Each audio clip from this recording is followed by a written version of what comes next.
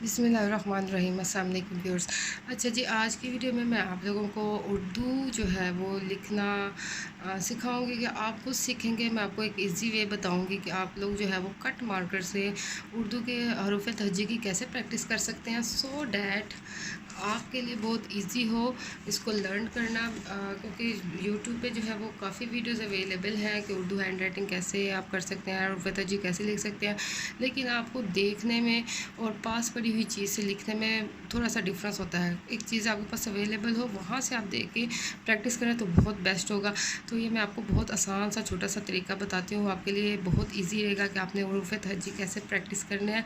क्योंकि अगर आपके हरूफ तहज्जी अच्छे होंगे तो कट मार्कर से लिखना आपको आएगा, तो वहीं से आप जो है वो अच्छे तरीके से उसको लर्न कर सकते हैं। आपकी बाकी जो है वो ज्वाइन करने में आपको आसानी होगी कि इसको कैसे ज्वाइन करके अच्छे हैंड राइटिंग में लिखना है। सबसे पहले जो है वो देखिए, आपने इंक पेन से यानी सिंपल पेन से, बॉल पेन से, जेल पेन से जो है वो हरूफ तहज्जी की शेप सीखनी है कैसे होती है। उसके बाद मार्कर पे आना है। ठीक है, मैं आपको बहुत आसान तरीका बताऊँगी मार्कर से कैसे प्रैक्टिस करनी है। बहुत ईजी होगा आपका। ये स्टूडेंट के लिए है, क्योंकि स्टूडेंट्स के लिए टाइम कम होता है, उन्होंने प्रैक्टिस भी करनी है हैंड राइटिंग सीखने के लिए, दूसरा उन्होंने लर्निंग भी करनी है। तो ये आप लोगों के लिए बहुत हेल्पफुल सी वीडियो रहेगी, एंड तक देखिएगा। ये देखिए, सबसे पहले ये देखिए अलिफ, बिल्कुल इसको आपने इस लाइन के साथ ज्वाइन नहीं करना, थोड़ा सा ऊपर ही रखना है। ठीक है, छोटे बच्चों की तरह आपने बिल्कुल इसके ऊपर नहीं लेके आना, इसको थोड़ा सा ऊंचा रखना है। ठीक है, अब ये देखिए बे बे, अब यहाँ पे बे देखिए, बे की शेप इस तरह होती है, यहाँ से थोड़ा सा ऊपर उठा होता है और यहाँ पे बिल्कुल साथ जुड़ा होता है और इस तरह ऊपर जाता है सीधा। ठीक है, बिल्कुल स्ट्रेट ऊपर जाता है। ये देखिए बे, अब बे, अब आपको पता है बाकी जो है वो बिल्कुल, अब इसको बे को आपने ज़्यादा छोटा नहीं लिखना, ज़्यादा लंबा नहीं लिखना, नॉर्मल शेप रखनी है। ठीक है, पे, ते, टे, से। ठीक है, ढेर सारी प्रैक्टिस करें, प्रैक्टिस के बगैर ये ठीक नहीं होगी। ठीक है, अब ये देखिए जीम की शेप आपने कैसे रखनी है। ये देखिए, ये छोटा सा बनाना है, इसको ज़्यादा लंबे लेके जाना और इस तरह इसकी गुलाई में आना, और इसको बिल्कुल जो है वो आपने नीचे नहीं लेके आना। बच्चे क्या करते हैं, इसको सेंटर में लिखते हैं कि जनाब ये ऐसा होता है, ऐसे नहीं होता। लाइन के ऊपर ही सारे अल्फ़ाबेट्स आते हैं उर्दू के। हाँ, जब हम कट मार्कर से लिखते हैं तो वो उसी गुलाई मोटाई की वजह से वो ऊपर नीचे लगता है, अदरवाइज़ ये शेप ये ऊपर ही होते हैं लाइन के। चे, ठीक है, यहाँ पे आपने इसको बिल्कुल इसके लेवल पे रखना है। ठीक है, इससे ज़्यादा बाहर भी नहीं लेके जाना, इससे ज़्यादा पीछे भी नहीं लेके जाना। ठीक है, और इसका रुख बाहर की तरफ ओपन रखना है। चे, हे, खे, पहले आपने ये चीज़ सीखनी है सिंपल लिखना, फिर मार्कर पे आएंगे। ठीक है, डायरेक्ट उस पर नहीं आना। दाल, दाल, डाल, ये देखिए इसकी शेप ऐसे होती है। ये यहाँ पे इसका डिफरेंस देखिए, ये अगर यहाँ से स्टार्ट हो रहा है तो एंड यहाँ पे होगा, यानी कि थोड़ा सा ये आगे जाके होगा फिनिश। जाल, अब रे देखिए, रे, रे हम ऐसे भी लिखते हैं। ठीक है, छोटे बच्चे जिस तरह लिखते हैं, लेकिन आप ज़रा सीनियर लेवल के हैं, आप इसको थोड़ा सा ऐसे लिखें। ये देखिए थोड़ा सा उठा हो और इस तरह हो। रे, अड़े, जे, से। ठीक है, इसके बाद आ जाते हैं सीन शीन पे। अब सीन भी जो है बिल्कुल एक बच्चे ऐसे इसके नीचे लिखते हैं, नीचे नहीं आने, सारे अल्फ़ाबेट्स ऊपर लाइन के होते हैं उर्दू के। ठीक है, इस तरह दो शोशे, और ये इसकी शेप आपकी गोल होनी चाहिए। जो ये इस तरह के गुलाई वाले जो हैं वो बिल्कुल गोल हो तो लिखी हुई राइटिंग अच्छी लगती है, अगर गुलाई सही ना हो तो राइटिंग भी अच्छी नहीं लगती। सीन शीन, ये देखिए इस तरह से। स्वाद, स्वाद की भी गुलाई सेम इस तरह आएगी। अब ये देखिए, इसमें ये होता है कि आपने ये बिल्कुल बराबर नहीं रखना, अगर बराबर हो भी जाता है तो कोई इशू नहीं, लेकिन ऊंचा नहीं जाना चाहिए।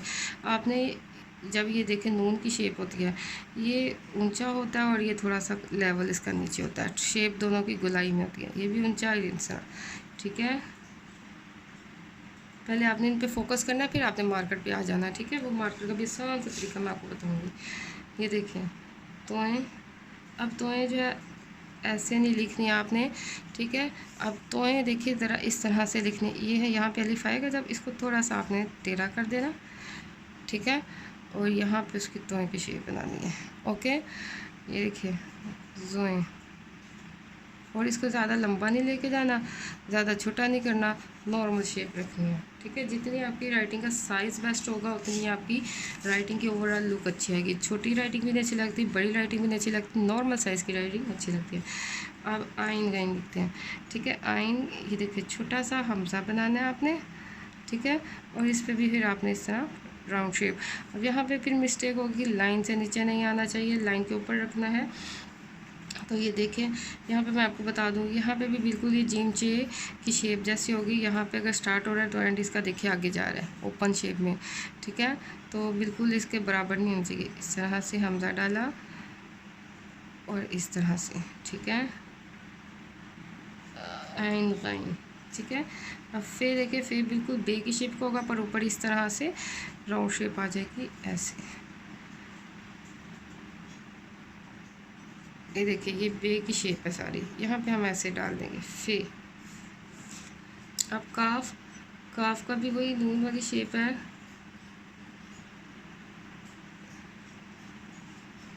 ठीक है। और इसमें भी सेम वही बात है, ये देखिए ये ऊंचा होगा और ये थोड़ा सा नीचे होगा, बिल्कुल इक्वल या ऊंचा नहीं इसको लेके जाना। अब काफ देखिए, डंडे वाला काफ, ये हमने अलिफ डाला, अलिफ, और फिर यहाँ से बे की शेप, ये बे की शेप, और इसको थोड़ा सा ऊंचा किया। ये बिल्कुल डंडा इसके साथ आपने जाना है, यहाँ गैप नहीं रखना, बच्चे ऐसे करते हैं ऐसे, ये गलत है, ठीक है। ये आपने इस तरह से इसकी शेप बनाई, नीचे बे की ऊपर अलिफ की, और फिर इसको बिल्कुल थोड़ा सा स्लाइटली तिरछा करके 45 के एंगल पे समझ लें, इसको तिरछा करना और काफ बना देना। गाफ सेम आएगा, गाफ पे भी। अब गाफ के 2 डंडे होते हैं तो डंडा डालना है आपने, बिल्कुल इसके ऊपर डालना है, और ये ध्यान रखना है ये बिल्कुल इसके बराबर ना हो, इससे बिल्कुल पीछे ना हो, बस नॉर्मल इस तरह से, ठीक है, बिल्कुल उसके लेवल पे मत आए। छोटा सा डंडा होना चाहिए, ये स्टार्ट दोनों का एक ही साइड पे हो लेकिन इसकी एंडिंग उससे पहले हो जाए। अब आ जाते लाम पे, लाम भी हमने लाइन के ऊपर ही रखना है। ये देखिए नून है ये एक तरह से, बस ये ज़रा लेंथ है, अलिफ बना के, अलिफ थोड़ा सा ऊंचा बना के, ये लाम, ओके। अब आ जाते मीम पे, मीम, अच्छा ये 2 तरह से आप इस तरह से कट मार्कर में हम इस तरह से लिखते हैं, तो उर्दू में भी आप इस तरह लिख सकते हैं। अब मीम इस तरह से भी होता है, लेकिन छोटे बच्चों को हम इस तरह से आते हैं, लेकिन आपने ये फॉलो करना है, ठीक है। अब बड़ी क्लासेस के बच्चे आपने इस तरह से लिखना है।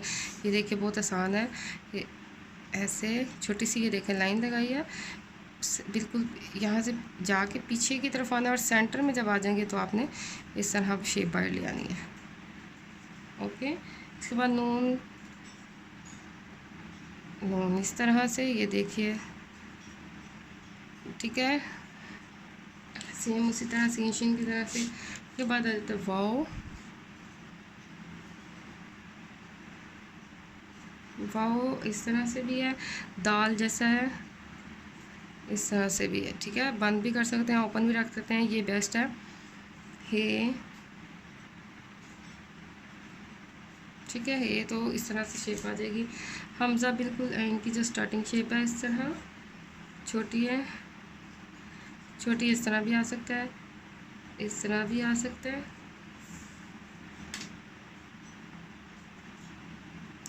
ठीक है, छोटी है और बड़ी है। अब ये देखिए बड़ी है, जब डालना है यहाँ पे आपने बिल्कुल लाइन के बराबर नहीं रखना, यहाँ थोड़ा सा ऊंचा ले जाना, ठीक है। छोटी है, बड़ी है, ये भी डंडा मत बनाइए, बिल्कुल इसके साथ आप ऐसे भी लिख सकते हैं, ठीक है, हल्का सा ऐसे, ज़्यादा ऊंचा ना हो, ये ठीक है, ठीक है। ये हो गया अलिफ। अब हम उर्दू में देखते हैं मार्कर में आपने कैसे लिखना है, ठीक है। मार्कर में लिखने के लिए मैं आपको आसान सा तरीका बताती हूँ, ठीक है। इंशाल्लाह नेक्स्ट पार्ट में जो है वो आपको ये बताऊँगी कि इसको मार्कर से कैसे लिखना है। शेप्स यहाँ पे देख लीजिए कैसी है, जब ये आपकी परफेक्ट हो जाएंगी सिंपल पेन से, तो फिर आप जो है मार्कर की तरफ आइए और नेक्स्ट वीडियो में जल्दी से देखिए कि मार्कर से कैसे लिखना है। ठीक है, डिस्क्रिप्शन लिंक बॉक्स में है, और वीडियो ज़रूर देखें ताकि आपको बेनिफिट हो। और बहुत